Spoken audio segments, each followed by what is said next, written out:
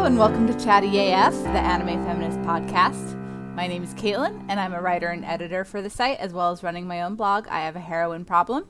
Hi, I'm Dee Hogan, a writer and editor for AniFem, as well as the owner of the anime blog, The Josei Next Door. Hi, I'm Vrai Kaiser. I'm also a contributor and editor for AniFem. And if you throw Vrai Kaiser into Google, you can find what I do at all the places. All right, so this is the third episode of our Fushigi Yugi Watchalong, where we watch a few episodes each week and invite listeners to watch along with us. This week we watched episodes 15 to 20.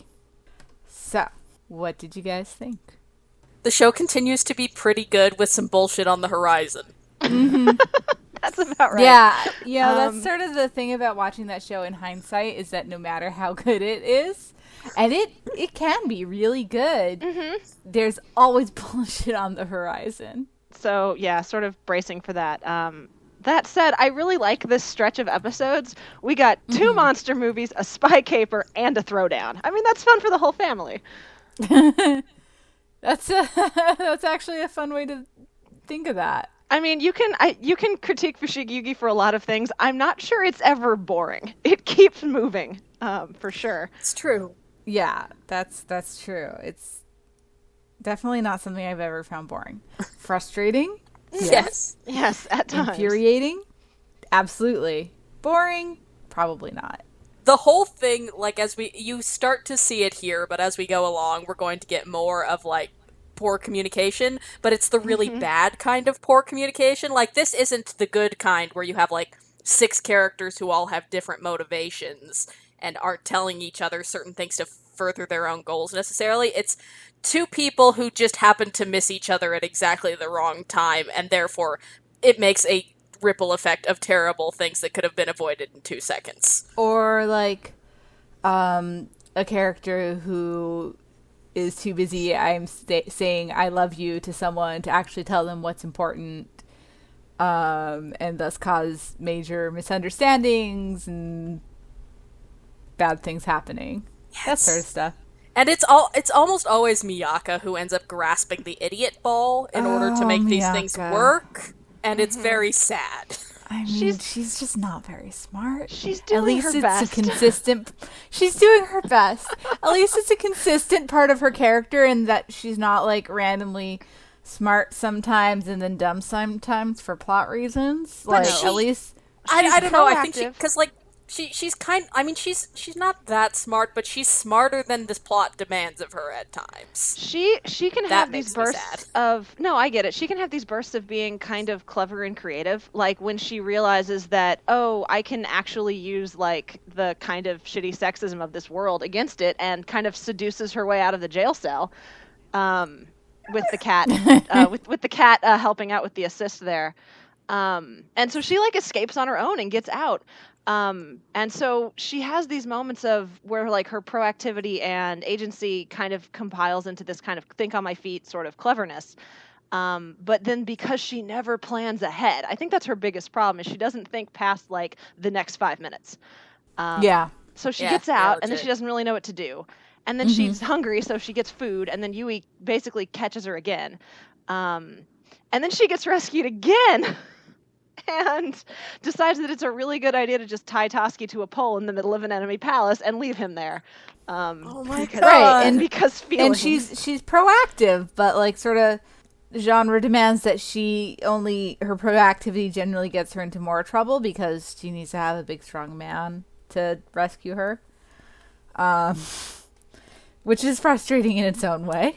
Right. Yeah, and I guess you can say that, like, this is, like, on the one hand, it's in line with her character, but on the other hand, the whole I will deliberately mislead my teammates thing is something we literally did. Like, we had an entire arc of episodes to her growing past, and now we're back at it again. We had hoped. We had so. hoped she had grown past that. Yeah. It does not appear that she had been. And yeah, it's that element of, again, when we've talked about this, I think, every week, where she thinks that being responsible means doing things on your own and not talking to other people about it. And we very much see more of that this week, where it's like, no, I can't get anyone else involved in this, so I'm going to run off and do it on my own. And literally everyone's like, Miaka, we exist to help you. Like, I get that she doesn't know Tasuki very well yet, and she is worried that he'll hurt Tamahome, but she doesn't trust Chichiri, who she knows has her back, and then Tasuki ends up fighting Tamahome anyway. Yeah. Yeah.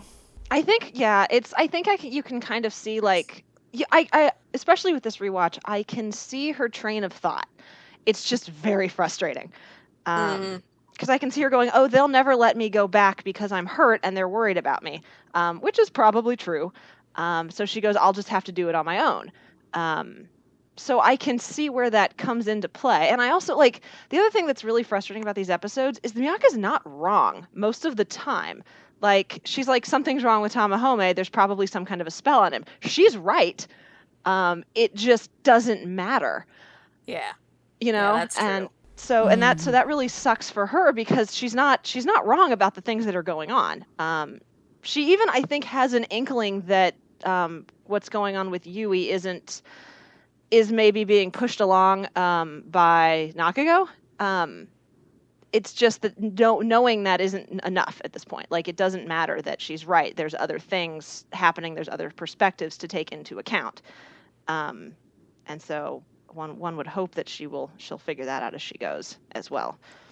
Yeah, the Yui thing is extra depressing because you can get the sense that she makes even a little bit of progress, but then it's immediately undone and 3 steps more back because he's Nakago is a very good villain. I think the show is stronger when he's the only major villain in some ways. He's such a fucking piece of shit. He is the worst, but he's really good in the sense that, like, I don't find him sympathetic at all. And I don't even find him compelling in, like, I want to know your backstory and what's going on with you. But he's genuinely terrifying in a way that I think is hard with a villain that shows up as much as he does. It's like anytime he's around, there's that sense of, like, oh shit, what's going to happen next? You know what I mean? Right. Mm-hmm. Well, he's really, I feel like he is a little bit too good of a villain in a certain way because he's so much stronger than everyone else. And he's way so manipulative, and he's, he's such a mastermind, and everything is always all goes according to plan. But I guess that sort of comes in more later. Like, right now, he's just sort of... Yeah, I feel what you're saying. Like, he's more a force of nature than a person. Like, there's no progress you can make against that. Although, I guess, like, I mean, I am talking about that coming from the perspective of knowing the whole series. So, actually, I mean, now that I think of it thus far, he actually is a pretty effective villain because, he's super powerful, but most of his effectiveness comes from the way that he gaslights and grooms Yui. Which is, I mean, that is more believable because that is something that evil, shitty people, evil, shitty men do. Yeah. I definitely remember kind of thinking he was cool when I was 13, and I'm still cringing about it. I'm still cringing, like, super hard about it. There's been a lot of villains I cringe now looking back on liking, but thankfully Nakago was not one of them. I have no excuse. I have nothing to offer. There's nothing there. There's nothing there except for him creeping on Tamahome, which I guess would have been it. Your love of trash, your love of absolute garbage. Normally my love of garbage includes, like, sad, pathetic children. This does not fit the pattern. Yeah, he's not so much the sad, pathetic child. No, like he is not an Oscar or a Nanami. This is just he is a horrible, monstrous person with no redeeming qualities. Do you guys know what his character says? No. His character is for a heart. His celestial kanji. Warrior symbol. Yeah. Sorry, I didn't know what you meant by character. Yeah. Sorry. It's Kokoro. It's heart or soul. Kokoro. Huh. Mm-hmm. Yeah, I was confused for a second because I know you had access to the character bios for at least you had pulled up Noriko's.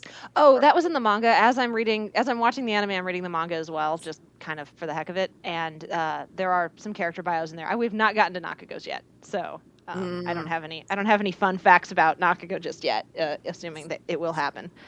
Fun fact, fuck this guy. Pretty much. The funnest fact. The funnest, most factual fact. This guy. Yeah, he's the worst. I think the part, especially this week, that really kind of stood out to me as like, oh, this is a bad man, is when he gives Yui the Kadoku like poison and just says, and like tells her like, this is your choice. You can choose to do with what you want with this, but he doesn't tell her what it is. So she has no actual clue what she's using, but he makes it seem like she has some kind of agency and power in this decision. Right, and then afterwards when she like grasps that something is going on and tries to find out, he turns the blame on her. Mm-hmm. And I mean, when Yui's like crying in Tamahome's arm and Nakago's just like sitting out the window, like smirking. Oh God, he's just awful. He is really awful, and also, like, I talked in the last watch along about like him as the scary bisexual man, and wow, the torture scene is more sexually coded than I remembered. Oh yeah, like my God, like it's a whipping scene on paper, but then you have the physical element of it, and then Miaka waking up and saying she dreamed about Nakago eating him and wishing that she had gotten a chance to also, and like, all right, we missed a rape scene. This happened. Yeah, like it's. And like Nakago, it is something that comes up a little bit later. A little bit, yeah. It's the thing with Nakago, I think, is just everything's a power play to him. Like it's not even really about sex; it's power, and they're kind of the same thing, in his mind, particularly, which I think you see with Yui a little bit, and then a lot with his like you said, very kind of creeper coded interactions with Tamahome. I think maybe the anime thinks that it has some leeway in it, but it already does kind of interest me that there's this idea that Tamahome overcomes and is, this is a test to make him stronger almost as his character progresses, which is very different than how the show treats Yui's assaults as something that was potentially ruinous and also made her evil. Did it make her evil? She's quote-unquote evil. Right, I feel like the show can't decide on what it's trying to imply there. Like, Yui's clearly she's leaning into the let's be bad guys kind of thing, like with like kind of almost imitating Nakago to a point, I think. But she does sort of go out of her way to make sure they don't just kill Miaka and the warriors right at the beginning. Like, she's like, no, that wouldn't be any fun. Let's capture them first. And it's like, okay, you don't want your best friend to die. And which Chichiri wisely reads that and is like, she'll be okay. We have some time to kind of plan what we want to do here. So I don't like the idea that it like made her evil. I think she's very hurt. And I think she genuinely feels like Miaka betrayed her. Yui's conscience resides in her pants. Because whenever she's being evil, she's just kind of running around in no pants. She did give up pants this week. She was like, fuck pants. But I get that to a point. I do want. It's true. When I take off my pants, I become totally amoral. So, like... Well, the thing of it is that I really like Yui, and I like watching her in this stretch of episodes because she doesn't very much feel like a kid who's playing at being evil, but then balks from the uglier consequences of it, even with, brainwashing Tamahome. She's clearly really upset once she actually sees the consequences of what she's done. Yeah. But I'm just constantly watching the show because the show is full of bullshit when it comes to certain dynamics and things about women sometimes. So whenever it has those sort of morally gray moments when she's talking about, when she's, acting as a villain and deciding what to do, and when that's connected back to her assault, I keep my side eye on hard. I think that's fair. Definitely approach it with kind of some skepticism and keeping an eye on how they continue to handle that. Because at this point, I still find her sympathetic, and I think at the moment when that ceases, then we definitely have some problems here. Women be competing, Yeah, I mean, in the end, like, there really is, you can't get past that the sort of undercurrent of that, of just like women in love kind of turn into catty bitches. I mean, it's such a shame because I like the focus on their friendship like a lot. But yeah, I do really like the times when the show is focused on their friendship and not about Tamahome, so then it makes me sadder when it boils it down to the love triangle. Mm-hmm. To me, the love triangle how do I word this? To me, Tamahome is a symbol for Yui more than like an actual person. She like, I mean, I think spending time with him these past couple months, like she has gotten to the point where she is fond of him. But her decision to like steal him, quote unquote, from Miaka, she even says, she's like, if Miaka hadn't betrayed me, there's no way I would be doing this right now. Right. And I think that he's the symbol of everything that went right for Miaka that went wrong for her. You know, they were very nearly assaulted when they arrived in the universe of the Four Gods, but then Tamahome was there. But then when Yui arrived the next time, he wasn't. Yeah, she was alone and didn't have anyone who was able to kind of sweep in and help her out the way Miaka did. So I think, I guess like it's almost hard for me to even consider it a love triangle, even though the characters frame it that way, because her kind of like quasi obsession with Tamahome is really just about Miaka. It's not really about Tamahome. Yeah, that's a good point. Sorry, Tamahome. He's surprisingly bearable in this run of episodes. Yeah, he's fine. Yeah. The only thing about him that kind of bugs me is he's weirdly black and white about, sort of oversimplified, I think, about Yui's situation.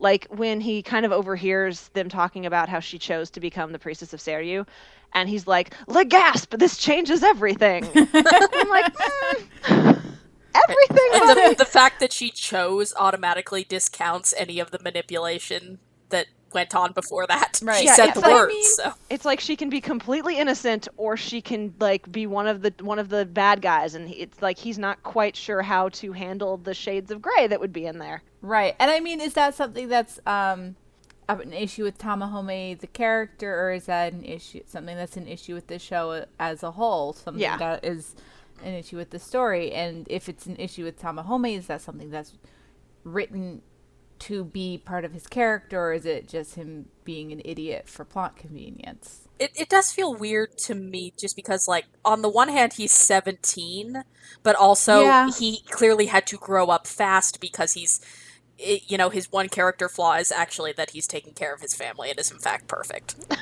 Yeah, pretty much. By the way, we got some new characters this week.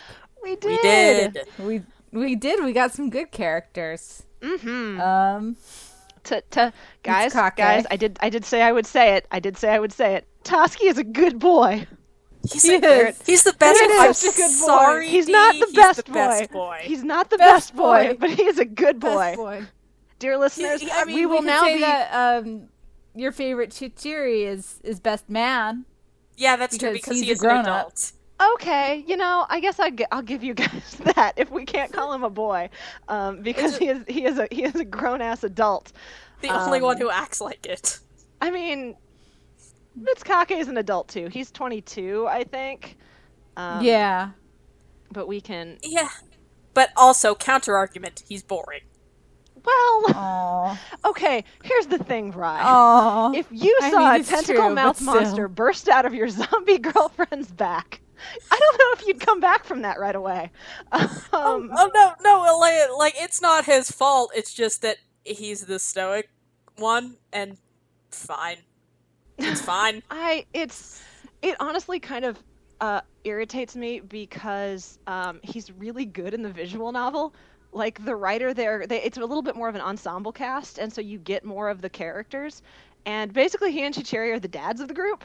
And Chichiri's this all seems accurate. Right? Like, this is legit. And Chichiri's kind of like the, look at the kids, they're so cute, being kids kind of dad. And Mitsukake is just like 1000% done.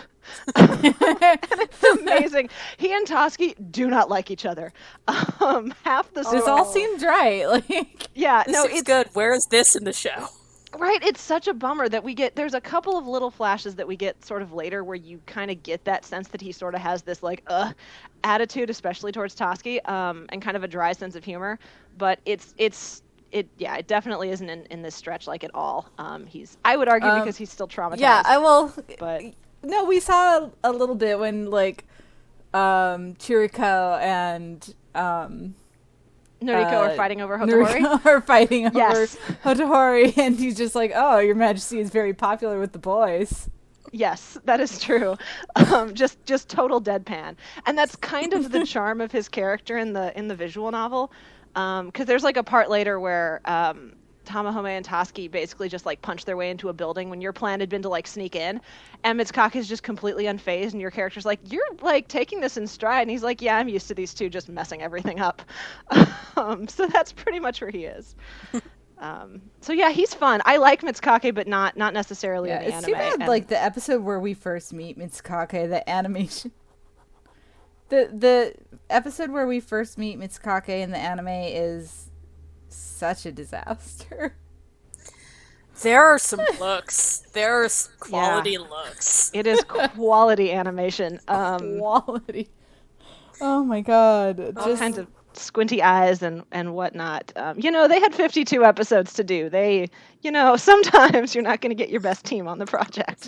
But One of them had to suffer, and they decided the one that should suffer would be the one where we introduce a new major character. Mm-hmm. Yeah. The one after it, though, where you like get kind of the big dramatic climax to his and Shoka's story, does actually look pretty good. It's creepy. It gets a little overfiend in there. Yeah, it does. It gets a lot overfiend, and I was very uncomfortable. Yeah. Yeah, the Byoma, the sickness demon tentacle monster is genuinely creepy. Like, you can't say it's not creepy. Okay, I have a question. Mm-hmm. Go on. You guys are watching the subtitled version, right? Right. Yes. Because I've been watching in the dub. Yeah, and I have seen the dub. In the dub, there's kind of a weird moment where Miyaka's standing in the room looking like, "Shoka, is that you? Are you there?" While Shoka's like trying to like keep from like complete going all demon on her. Mm-hmm. And it's weird because it's like, why doesn't she know? In the dub, they never mention that she went blind because of the disease. Did they mention that in the subtitles? No, it doesn't get mentioned. Okay, to my knowledge, they just the forgot anime to mention that. I think the anime staff just figured, the audience will figure it out. That's the best I can figure. That is actually confusing. a good point, because it's come up several times in just us discussing it in chat that there are considerable differences between the sub and the dub in some good ways. Mm-hmm. Yeah, mostly about Noriko. And I think this is actually kind of, I know we discussed maybe talking about this week, and I think it's a worthwhile conversation because we mentioned it a little bit last week, but the dub does sort of make a concentrated effort to just be nicer to Noriko in general. Yeah, to the point, and it's definitely not something that can just be explained away with lip flap. And it's nice because it was a 90s dub when people were cousins, more ignorant. People, without, just, that kind of insensitivity, like a lot of folks wouldn't have necessarily gone, we should maybe do something about that. And I guess, you can definitely make the argument that dub should be faithful to the spirit of the source, etc. But I like the changes, and frankly, I kind of wish the subs had just been like, fuck it, let's just change what's being said here. Right, counter argument, the subs are shitty on this point. Well, and sometimes the subs make weird translation decisions too. Like the way they keep translating Okama differently, and every translation decision feels like a weird one to me. Most of the time. Right, it's like they didn't make an effort to have internal consistency, because I imagine a lot of the subscripts were written by different people. That's possible, yeah. Or really consider the context of what, because it's kind of a fuzzy term, and it's tough to translate because it does sort of have a broad meaning. But the fact that there didn't seem to be an effort to like really pay attention to kind of the context and talk about like what would actually the word choice be here, kind of thing, right, is frustrating at times. But yeah, the dub is one of those where I genuinely think the central cast does a pretty solid job. Like, it's an early dub, but they had a pretty decent group for it, I think.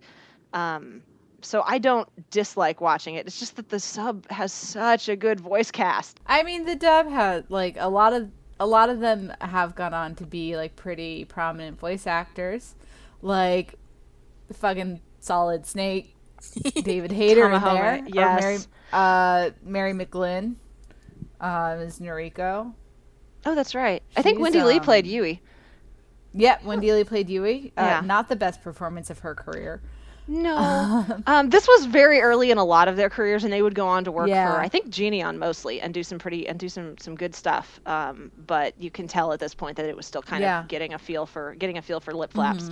And it definitely has the 90s dub. Wait. Richard Epcar is in the dub? Shut up. He's What? Mitsukake. What? Yeah. Okay, who's Richard Epcar? Why should I care? He did Jigen in the Red Jacket, Lupin the Third dub. Gotcha. I went to school with Richard Epcar's daughter. Oh. That's an amazing connection. There you go. I also took violin lessons at the same place as her, and her lessons were like after mine. So like there was a couple of times, and like he would be like dropping her off there and be like, "Oh, you play a lot of anime characters I like." That's cool. That's very cool. That's cool. My mom, yeah. Yeah, what's LA? That's LA. It's very cool. It's a You good go, story. Richard Epcar. You're now 3/5 of the way through voicing the Lupin the Third gang. I have faith in you. Yeah, we just gotta get him to play Fujiko. I'd watch it. The greatest challenge of his career. But Anyway.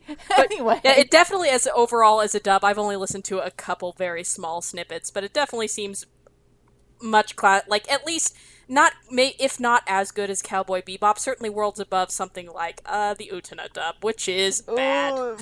Yeah, it has the 90s dub. It has what I like to call the Slayers dub problem, which is kind of a late 90s problem, where the core cast is pretty good, but they just didn't have a very large pool of actors to pull from. So you start getting into the minor roles, and things get shaky real fast. Yeah, well, Bakugo's actor, I don't think anyone actually knows who played him because he's acting under the screen name of Jack Hammer. Oh my god. I don't think I knew that. Oh my god. I don't good. think Toski or Chichiri's voice actors really went on to become big names. they didn't really do well. Not in the dub anyway. Ruby Marlowe is a non-union name for someone who's done a bunch of roles as well. Yeah, well, I know Can't she remember. played the lead in Perfect Blue for sure. Oh, that's a good dub, so. Yeah. But my favorite, like, just incidental dub actor was the guy who, in the episode where Miyaka's just, like, running after Yui by herself and Tamahome's trying to catch up with her. Uh-huh. And it's the guy who gave her directions to go into the forest. Oh, yeah. And Tamahome comes running by, and he's like, "What? You told her to go to the forest? But that forest is dangerous." And the guy's just like, "Oh, yeah." Brilliant. Just like, Acting. just like, "Oh, yeah." That's amazing. I didn't think anything could. Oh, I didn't think anything could dub or could top the Descendants of Darkness dub with this guy who just came in, did a really nasal voice for like the scary Seme character, and then never worked again. But that's pretty close. Oh. But like, yeah. So going back to the topic, the dub does change quite a few lines. Not so much as to change like the overall meaning of the scene, but to just be less mean-spirited to Noriko. You know, like in the episode 20 that we just watched, in the subs, it's Chiriko comes running in yelling, "I thought I heard a homo scream." Yeah, what the hell? Which, you know, not super cool. Like, I don't care.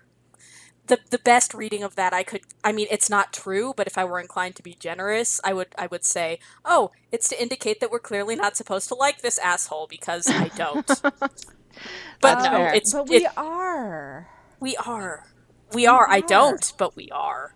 And in the dub, it was, I just heard the worst thing I've ever heard. Yeah, he was like, that's the ugliest sound I've ever heard. And then Noriko just snaps back like, that's how I feel about your flute. And it's like, oh, okay, there's some razzing. Because Noriko... You know what? For a character who his whole thing is playing flute, he's not very good at it. They could have done better with the music for his flute. It's very avant-garde, you just don't get it.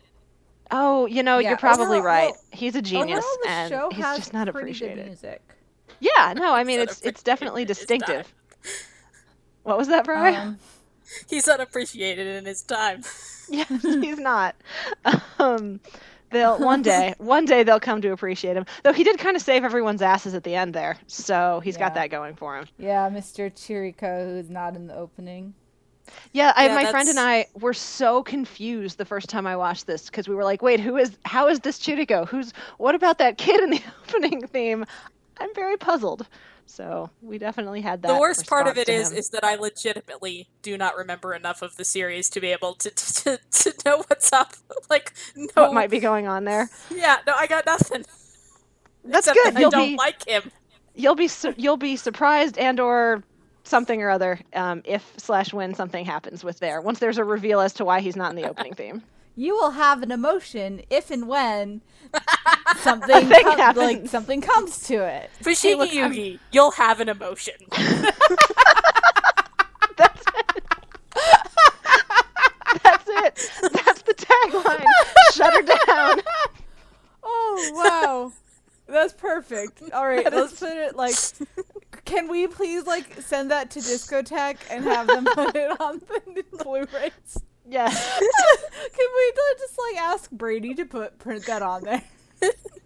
I mean, listen, people need to know what they're getting into. And it's extremely accurate. You will indeed have... You know what? I would go so far as to say you will have multiple emotions. Whoa. Now that's getting into some David Cage territory there. I don't know. It's ambitious. It's maybe a bit of a stretch, but... You just might have multiple emotions. I am constantly... sincerely surprised at how much I like Tasuki, given that I normally don't like the hot-blooded character, but he's just such a sweet boy. He is. He's a good boy. Fucking dork. It's just this is a quality boy we got here. A good boy. He is a good boy, and he has. All right, thank you, McElroy. Yes, Hey, you can't do a podcast and not quote a McElroy at some point. And I think it's that the show doesn't take him seriously most of the time. Because he is, is he 15 or 16? He's young. He's just, a fucking kid, and he's just, a lot of, and, a lot of the characters, a lot of what he's doing is just trying to fit himself to a certain image. Yeah, he's got kind of some of the same problems as Miaka. I think that just he has the benefit of the fact that when he screws up, it usually only hurts him. At least so far. Mm-hmm. Yeah. And that's partly because the other characters will actually, straight up just, hard correct him when he screws up, as opposed to Miyako, which they're quite a bit more lenient with her, I think, sometimes. Mm-hmm. I like that Noriko just punches him into a wall when he's tactless. Although I feel so bad for him because he really is coming into the series 15 episodes in. And he's sitting on the couch next to his buddy who's been watching the show from the beginning and trying to figure out what the hell is going on with everybody. And it just so happened that he named the wrong ship and thought that Hotohori and Miyako were a thing. So I'm sorry, Tasuki. Your ship is bad, Tasuki. You picked the bad ship, Tasuki. I'm sorry, buddy. Noriko had to punish you for that one. As is right and proper when someone picks the bad ship. That's right. Tasuki's great too because kind of like Noriko, I think he plays off almost everybody really well. So not only yeah, it's true. So not only is he himself fun, but he himself is fun. He is fun in dynamics with lots of different characters. He and Chiriko are immediately really great together during the Mitsukake stuff. And then he and Chichiri form my favorite buddy comedy during the Spy Caper. And with Miaka, like, sometimes I'm sad that the entire show isn't just the three of them, like, going on adventures together, and there's no romance or love triangle. It's just that trio. It's just that dynamic. You know, if you ask some of the shippers, I would argue that would not necessarily not be a romance. I mean, they're wrong, because Tasuki and Noriko are clearly the best ship, but I respect what you're saying.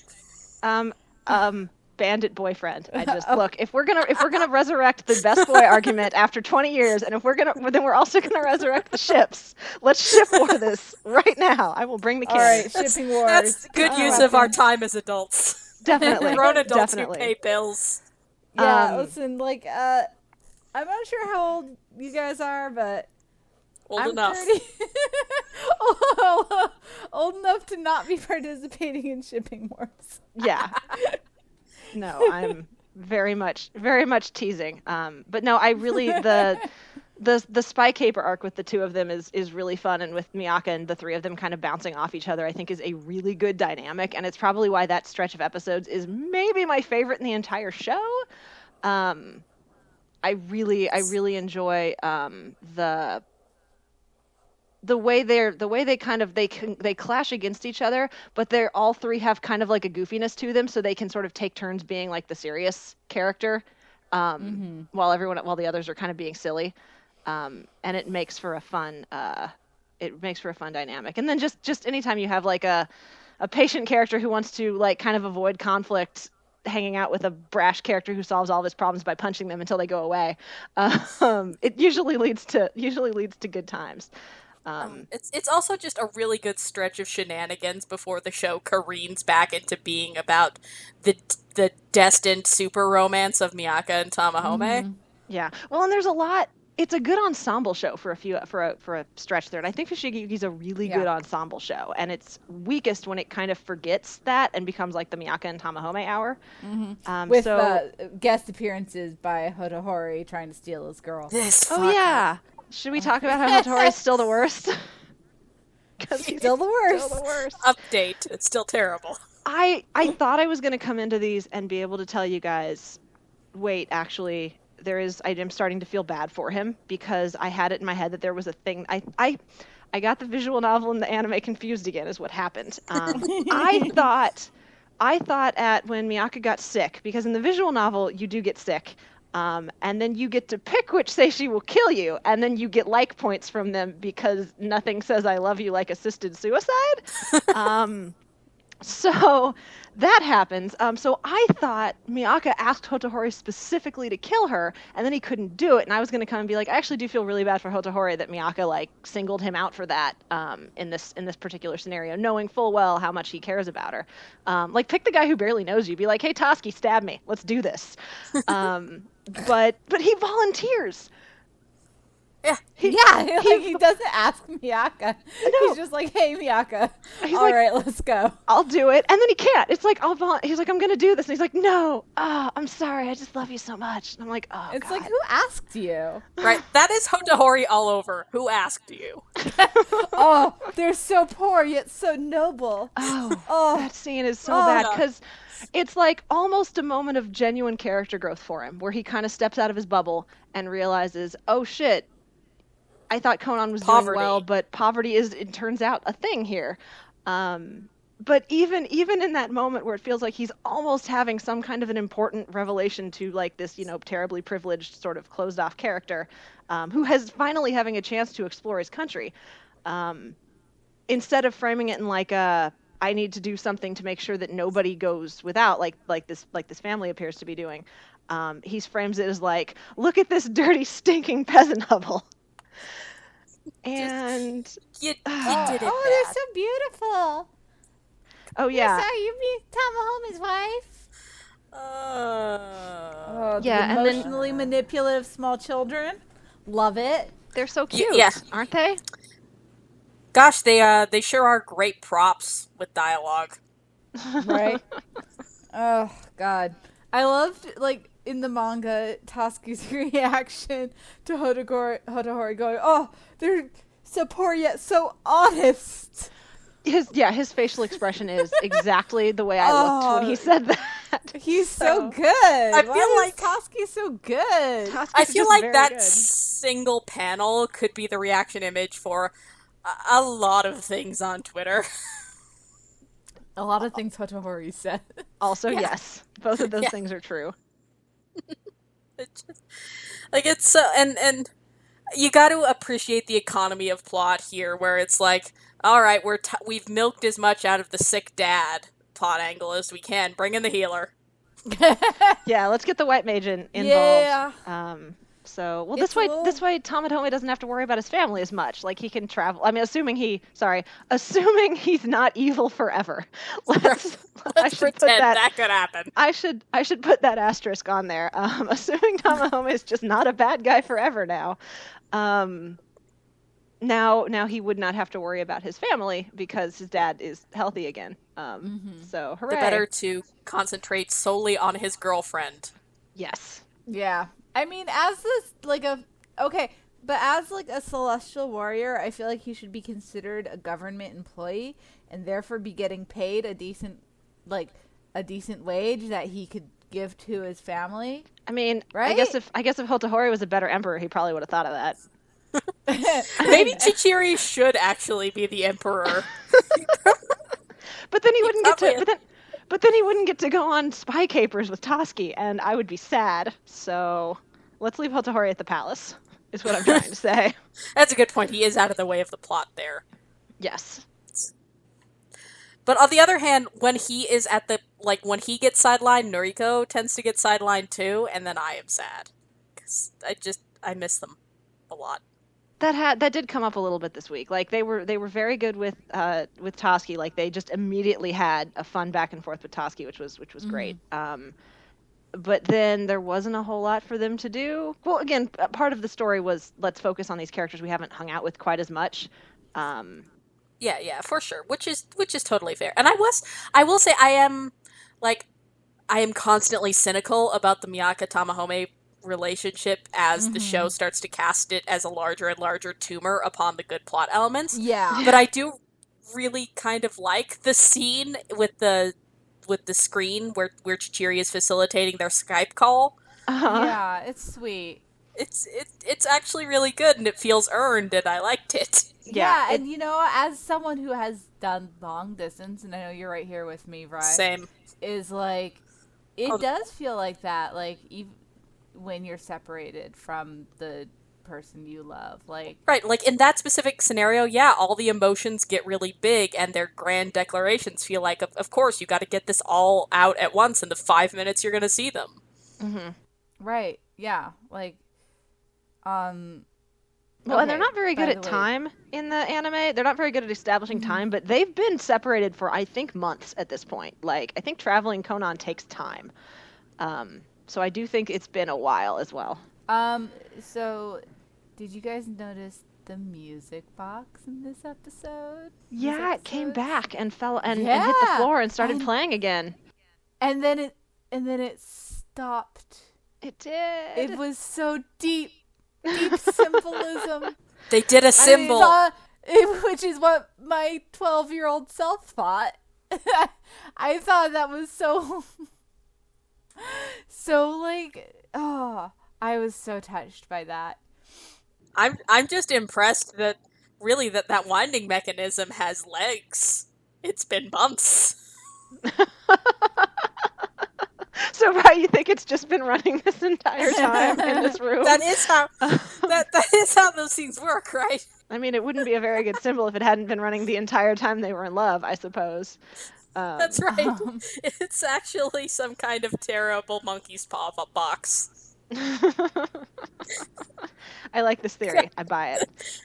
It's good. But I actually want, I will say I think these episodes do a pretty, like you were saying, like Miaka Tamahome's relationship does feel more earned in a lot of the scenes we see here, and there's like if you're gonna throw obstacles in your couple's way, like I sort of appreciate that the show didn't go kind of the sort of like lazy typical route of oh, turns out Tamahome does have feelings for Yui, and he's torn now.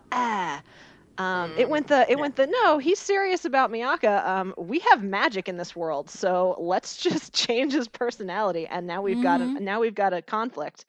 And it taps into, like, I mean, as a lot of the show that does, sort of taps into kind of adolescent fears about, like, somebody you especially when when you just start, like, getting into a relationship with someone, and that fear of, like, maybe I don't know them as well as I thought, maybe, like, what if they just suddenly turn around and they don't like me anymore, which can happen in high school too. Like, all of a sudden it's like, no, we're not into each other.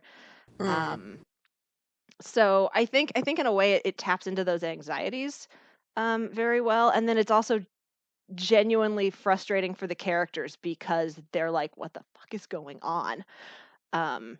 First with Miaka, then when and Shichiri, like, when he kind of finally figures out that Tamahome has been attacking her, he's like, what is wrong with you? And Tasuki doesn't know him, so he's like, okay, I guess I have to kill this guy now, which is a good reaction because he's a good boy. He's a very good boy. Actually, you saying that just now sort of crystallized for me, like, I can appreciate the whole, like, fact that it's playing on adolescent anxieties, and Watase was very young when she wrote this, but also, I think what becomes frustrating more and more with these two is that all of the obstacles in their relationship are external rather than internal. There's not a lot of them, like, discussing, like, personality conflicts and the growth of, just learning to mature together as a couple. That is a very good point. Yeah, like, Paradise Kiss, this ain't.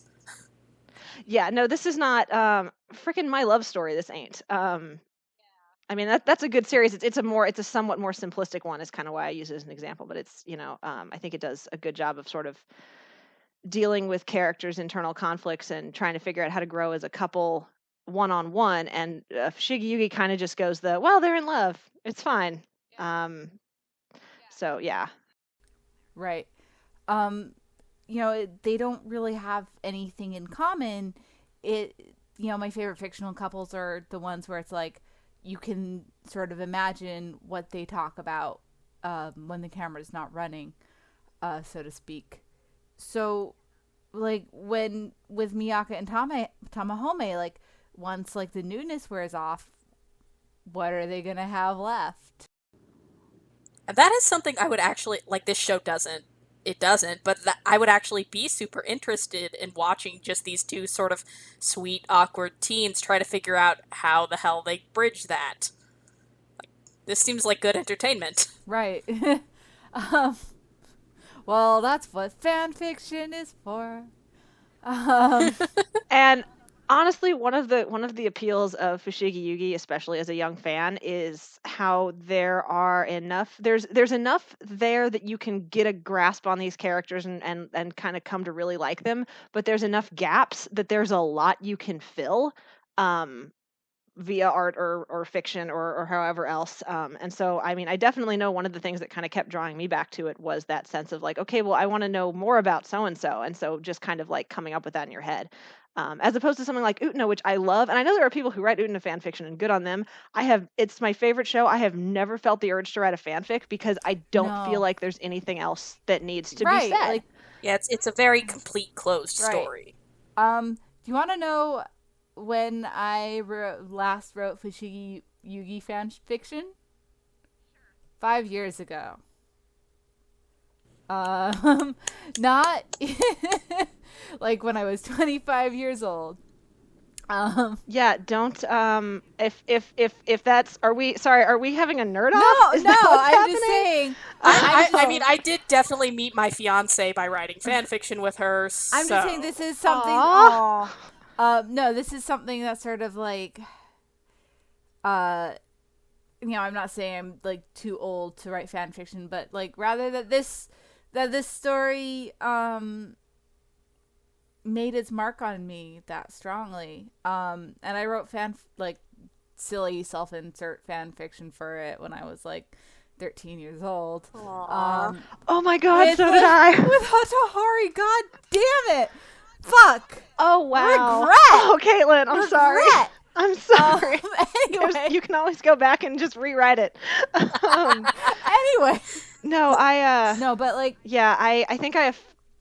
Yeah, it was I think 6 or 7 years ago for me too. Sorry, I was trying to figure out what my exact number was, but what were you saying? But I mean, the one that I wrote is a very like different sort of thing. Like a lot of it has to do with sort of reconciling who I am now with like some of the messaging of the show, which I'm not going to talk about in specifics because spoilers. Yeah, we can get to that. I mean, in it's a later it's definitely cast. something put a pin in that. I wouldn't mind talking about later once it's more contextualized with the show. Because I don't know, I'm glad I wrote it. It helped me sort of get some stuff out and think about what the show is saying. No, I think that's great, and I mean that's often what I mean. I think fan fiction can be used for that for sure, and then it can also just be that sort of desire to feel like there's to like complete and fill in pieces with characters and stories, and Fushigi Yugi has a really not particularly well developed world in the sense of like within the narrative itself, but it's a big sandbox that you can kind of play in. And I think so. There's a lot of appeal there, I think, as well, especially as a younger fan who discovered it in their teenage years when they were kind of when they were writing fan fiction and busy with all that as well. And I still like to this day like get the itch to like do Fushigi Yugi fanfic, and I don't have time, but I still have that feeling sometimes where I'm like, oh, but I could write a story about this person and what happens when this happens, kind of stuff. It definitely is, I think, a story in that same sort of class as Harry Potter, where it's a very big world with a lot of big feelings and a big cast that are all very loosely defined in the name of following this grander narrative. So there's a lot of room to play, and like the whole isekai in general, I think, is a genre that appeals in that kind of wanting that kind of very young self-insert. Because I mean, with isekai, like a major part of the whole point is that you sort of want to go and check out this world and have that like grand adventure, grand romance and adventure, rather, and you're kind of projecting yourself on these heroines. Like I really think that is a major part of what isekai is about, and why through the decades it's resonated. Like it's sort of been trendy with different demographics, which is going to be the subject of a panel that I'm doing at Anime Fest. Although, like, yeah, sometimes it's Sword Art Online, right? But I mean, even people who love Sword Art Online, and listen, I hate Sword Art Online. Like people, but I mean, I can respect Online, the people who like that first arc. To be, something about that world speaks to them. And they want to participate in that world. You know what? I guess that's, like, whatever else is true about that story specifically, and, like, the grossness of the whole harem thing. Like, the general impulse, I think, for a lot of people is good. Which is why everyone should watch Log Horizon. Because it's Sword Art Online with less creepiness. Yeah, and good. That was quite the well, I guess we were talking about isekai, so we got it, we made it, we stuck the landing. That's fine. We circled that back around. I don't know, is there anything we didn't cover for this run? Tasuki is a good boy. I don't know. He's an exceedingly I don't good know boy. if we said that enough. Tasuki is very good. Just if anyone was wondering, Chitiri is still my favorite, and he's very good in these episodes as well. But here's the difference: is that Chichiri is good dad, Tasuki is good boy. That's fair. Yes. Yeah. Mm-hmm. All right. Mm-hmm. Okay. Good. No, I was sorry. I was just thinking about that. that episode 20 is one of my favorite moments in the show. And I think that was when I well and truly knew that I was just like completely invested in whatever the hell was going to go on next, because I'm like screaming at my TV, genuinely worried about this bandit who I met like 3 episodes ago. And so I have a lot of fondness for that episode, even though it also makes me want to just shake Miaka so hard. it's a good episode. Like it has good tension. It's kind of frustrating in some ways, but there's good shenanigans, and Nakago is a really good imposing force. It's good. It's a good episode. Yeah, no, it's we're in the good stretch. We're in the good lands now. Yeah. Enjoy it. Yeah, I enjoy the Kadoku Wine arc in general. So enjoy it because we're gonna hit the Badlands soon. Eventually, we will get there, and then we will get through them. I promise we will get through them together. But for now, we're having a good, dramatic, action-packed, silly at points kind of time. I don't want to get anyone's hopes too high because this really is the best the show is. Like, even when it recovers, it doesn't recover 100%. So on that cheery note, enjoy it while it lasts, guys. We might want to cut that. I don't know how close that is to a spoiler. I don't know. That's a general tone thing. I think we can keep that. It's fair. It's definitely fair to warn people that there are going to be some rough patches later. Because I remember I watched this with some friends in college, and I kind of had warned them in advance, like, this is going to be a little bit of a challenge, but I want to see if you guys can get through it with me, and they did. But we got to basically this part, and they were like, this is pretty fun. I'm surprised they found the warriors as fast as they did. And I was like, well, yeah, the next 25 episodes are just Miaka and Tamahome staring deeply into each other's eyes. Which was a joke, but it is a little bit of a challenge, and we'll get there. But the first part, I think, is genuinely a fun isekai YA adventure, and we've still got some more episodes of that. So next time we get to find out, what you do when your boyfriend becomes evil. I guess which that's is, next time. Inevitable. That'll It happen. happens to everyone. Being a teenager is hard, and sometimes people just turn evil for a while. So they don't call and they don't invite you to your parties. They break your arm, and they're hopefully God. They don't do that. They're force-fed medicine that changes their personality. Yeah.